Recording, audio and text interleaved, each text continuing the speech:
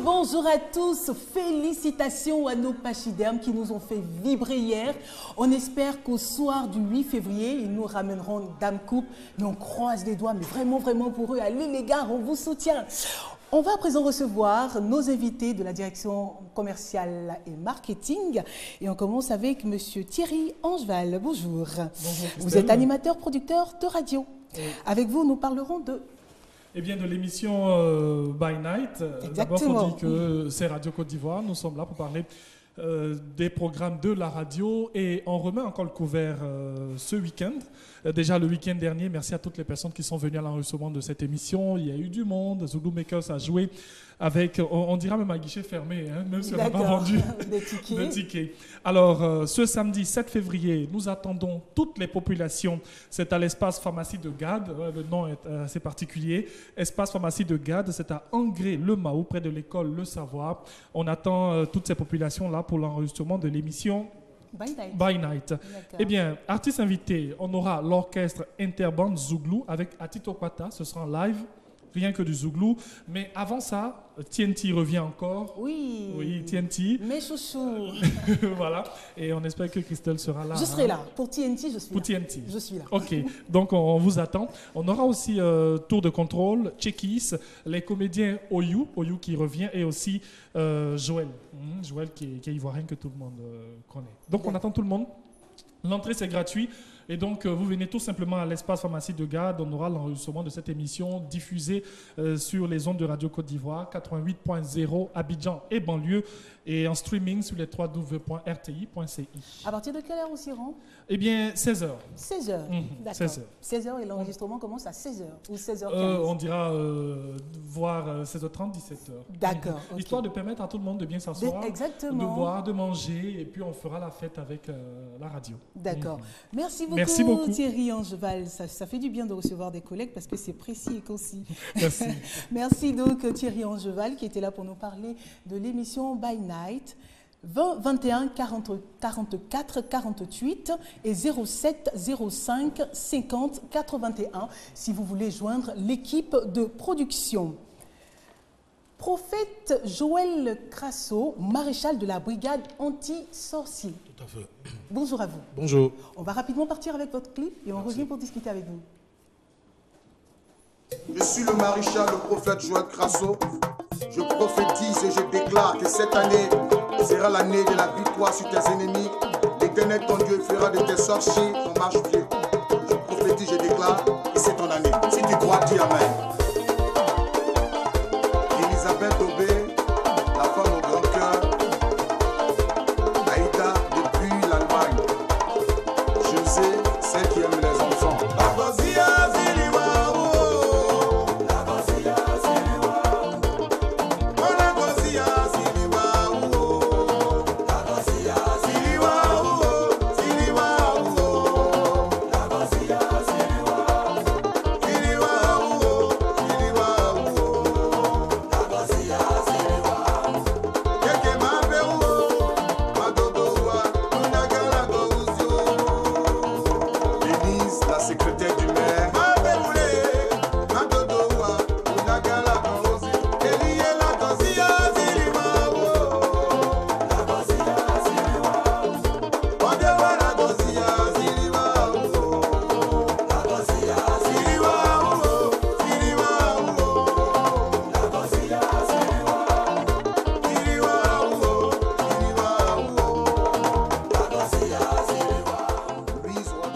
Prophète Joël Crasso, maréchal de la brigade anti-sorcier. Moi, j'avoue, je suis fan, je vous l'ai déjà dit. Merci, hein. merci. Surtout du premier morceau. Saloué. Oui, Saloué. Saloué. Moi, je suis fan, merci, j'adhère. Alors, vous êtes là pour nous parler d'une tournée internationale et d'une veillée de prière à Divo. Vous avez déjà commencé la veillée depuis le 16 janvier. Non, depuis avant-hier. Depuis avant-hier, d'accord. La veillée a démarré depuis avant-hier. Toute la retraite, c'est une retraite spirituelle. Nous avons une brigade qu'on appelle la brigade anti-sorcier. Nous avons pour but de lutter contre le mal, qui est la sorcellerie, le mal cruel de l'Afrique, qui est la sorcellerie. Donc nous avons une base, une brigade à Divo.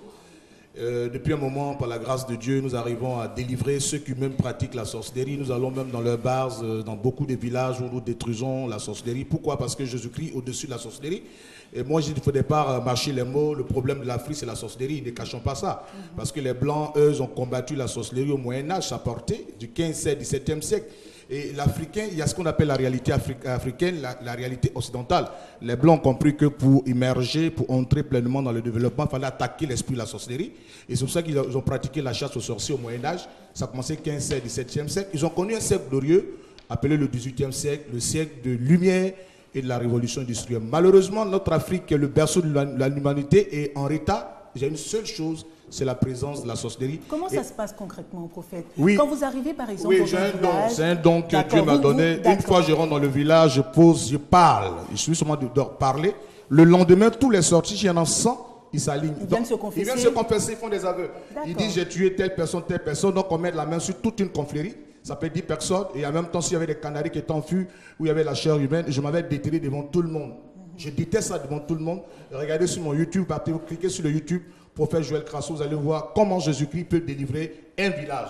Nous, ce n'est pas une question d'Abidjan. Nous travaillons dans les villages parce que c'est la source de toute chose. C'est à partir des villages que se crée une connexion. C'est ce qu'il y a une fréquence.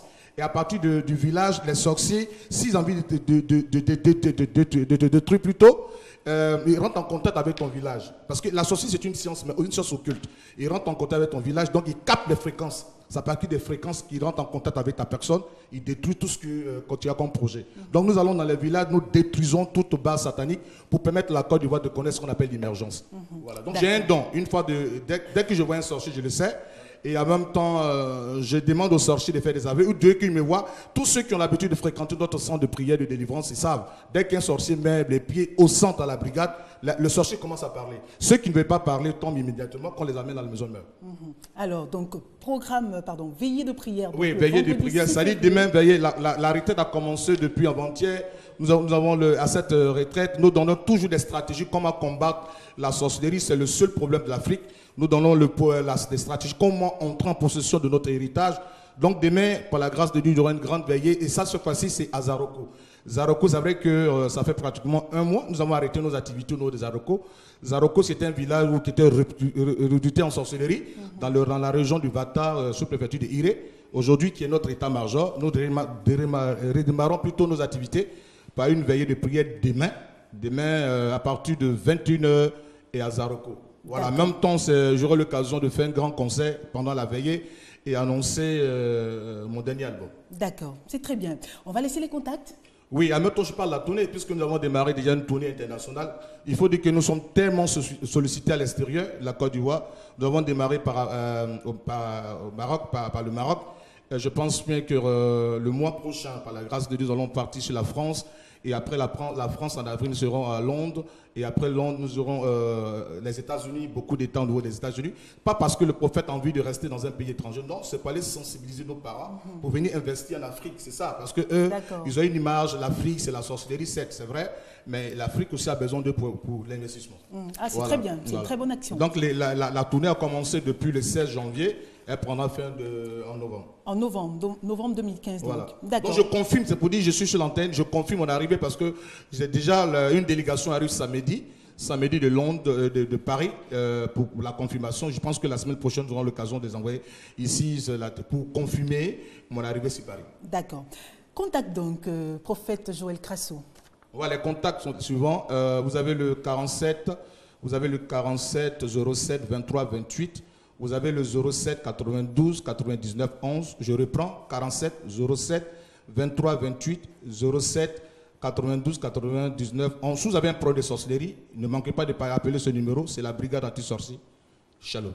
Shalom, prophète Joël Crasso qui était là pour nous parler de la tournée internationale qui va débuter dans pas longtemps et de la veillée de prière qui aura lieu demain, vendredi 6 février 2015, 47 07 23 28 et 07 92 99 11. Merci beaucoup, prophète.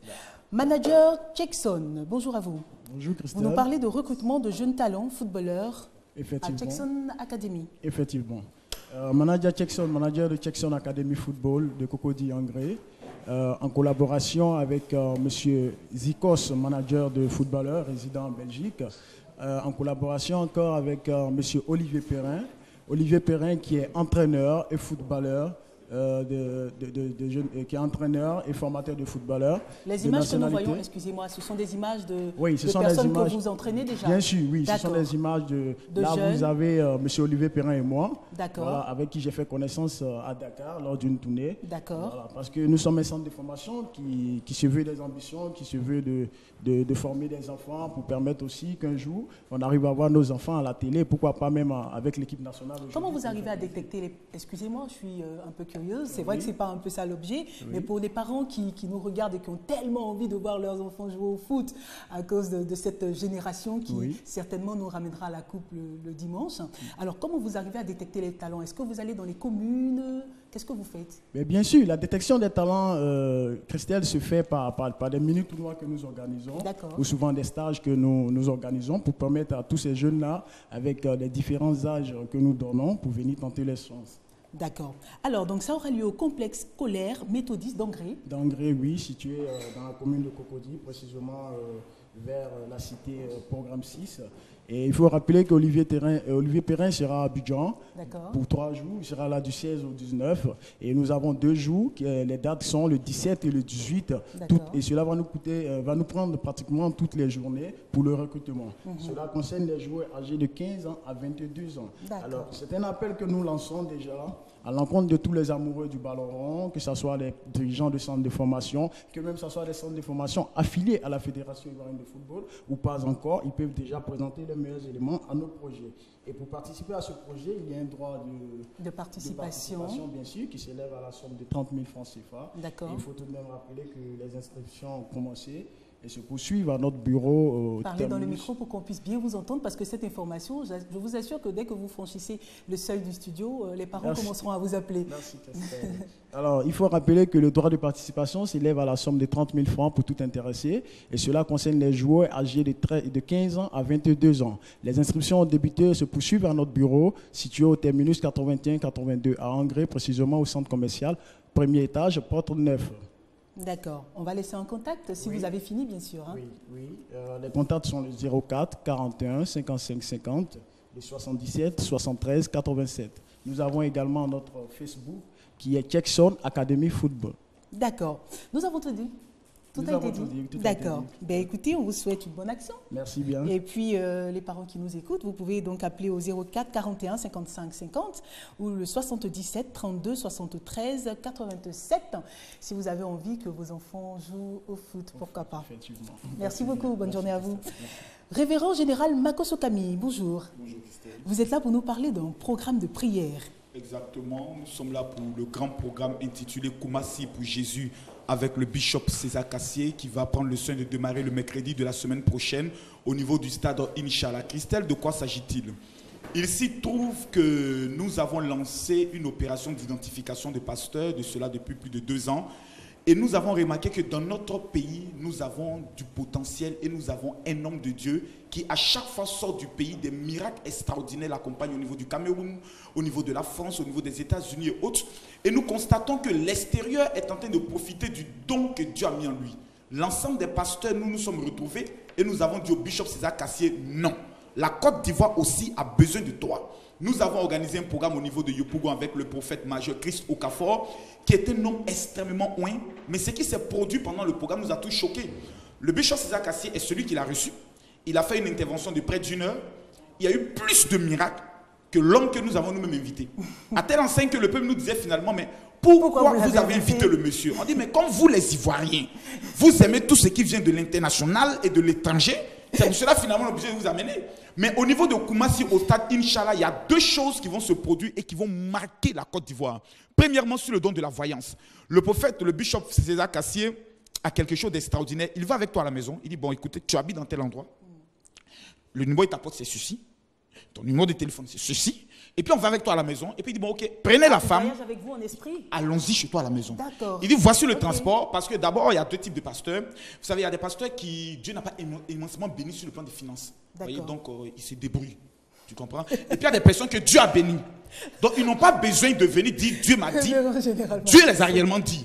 Donc ils payent le transport, ils disent allez avec la dame à la maison et puis vérifiez ce que je dis, puis revenez avec elle. Extraordinaire. Et c'est ce homme qui sera au niveau d'Inch'Allah. La deuxième des choses, c'est au niveau des malades.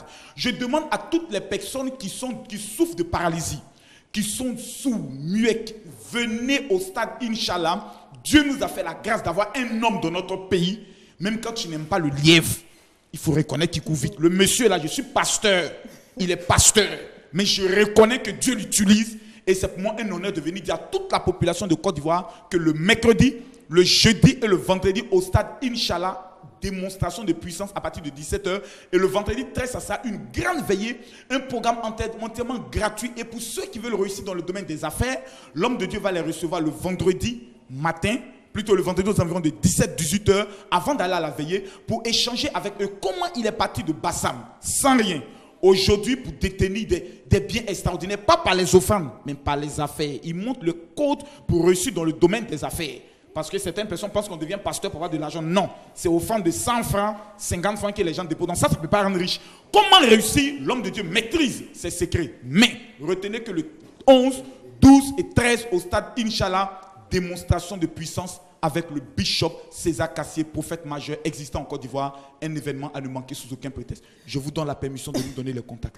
D'accord, c'est un pur plaisir que de recevoir le révérend général Makosso Camille, qui était là pour nous parler de programme de prière. Les chaînes seront brisées, c'est à Koumassi, stade Inch'Allah, les 11, 12 et 13 février 2015. Contact donc 77 56 80 96 et le 07 11 79 85. C'est cela. C'est cela. Merci beaucoup. Je vous souhaite, amen. Je vous souhaite une bonne journée.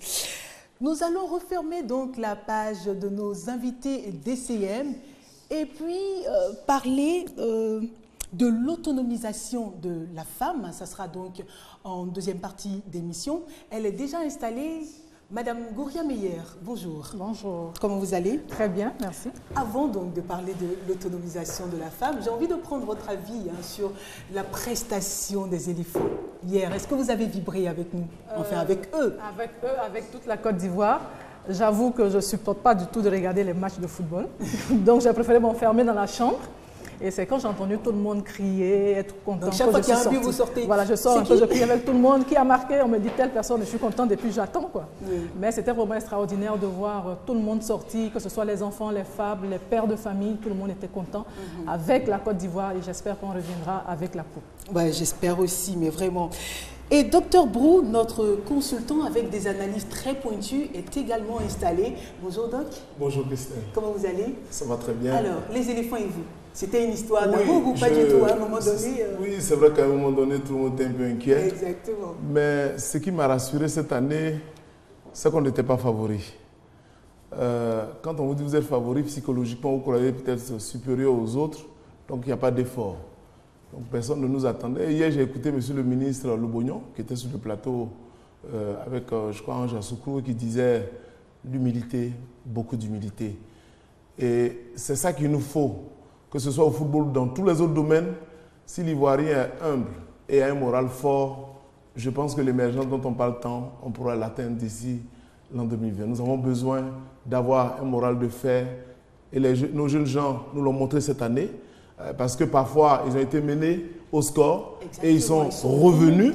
Cette fois-ci, hier même, ils ont marqué un but. 2 minutes après, il y a eu l'égalisation. Ils ne se sont pas découragés. Mais ils ne se sont pas découragés. Ils ont marqué un deuxième but avant d'aller à la mi-temps. Ils sont revenus, ils ont marqué un troisième but. Ça, c'est le mental.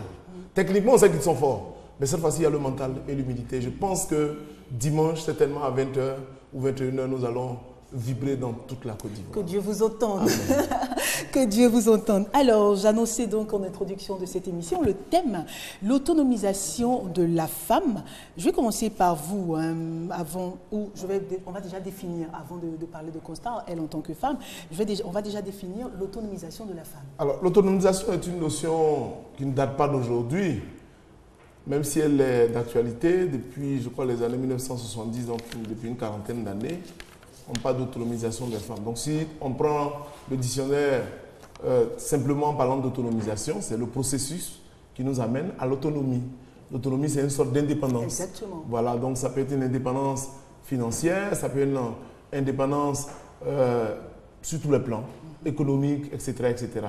Et vous savez que dans notre contexte africain, même dans le monde, même aujourd'hui en Occident, mais beaucoup plus en Afrique, pendant longtemps, la femme n'avait pas accès au même titre que l'homme à certaines choses, notamment on va aborder les différents aspects, à la scolarisation, au travail. Il y a même aujourd'hui des gens qui conçoivent mal qu'une femme travaille. La place de la femme, c'est au foyer. Donc il s'agit d'amener les gens à comprendre que la femme aussi devait être aidée pour se mettre au même niveau dans tous les domaines de développement ou d'économie que les hommes. Voilà un peu la notion d'autonomisation. Alors, rappelez aux téléspectateurs qu'ils pourront nous appeler et participer à cette émission au 22 40 12 54. 22 40 12 54.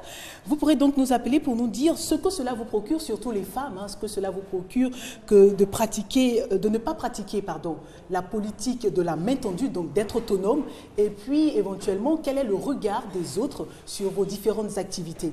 Madame Meyer, on va avec vous, peut-être. Vous avez quelque chose à rajouter concernant... Je vais dans le même sens que le docteur. Donc l'autonomisation, c'est la capacité de pouvoir gérer sa vie au quotidien. Et le quotidien, c'est quoi? C'est l'argent, c'est le sentiment, c'est ses réactions, ses points de vue, etc. Donc les femmes, effectivement, sont toujours reléguées au second plan en ce qui concerne l'autonomisation. On ne considère pas, on pense toujours qu'une femme n'a pas besoin d'être autonome. Surtout que l'homme est là, c'est comme sa béquille qui va lui permettre de se développer ou d'accomplir des actions. Mais la réalité est tout autre. La femme est une composante de la société, donc elle a elle aussi besoin de participer au développement, bien sûr, de la société ou de la communauté de laquelle elle fait partie. Vous voyagez beaucoup, vous avez fait beaucoup de, on va dire, de tours dans l'intérieur du pays. Quel est le constat que vous avez fait concernant les femmes ? Dans le cadre de ma profession, je rappelle que je suis productrice, formatrice en radio. Et déjà, dans le cadre de ma profession, il est difficile de rencontrer des femmes. Un appel. Ici, la priorité, ce sont les téléspectateurs. Allô, bonjour Madame Guesson. Allô. Allô. Oui, bonjour Madame Guesson. Bonjour. Oui, nous vous écoutons. Bon, j'ai appelé ça pour participer à l'émission. Oui, nous sommes toutes oui. L'autonomisation des femmes. Exactement. Voilà. Bon. Pour moi, c'est quelque chose que c'est...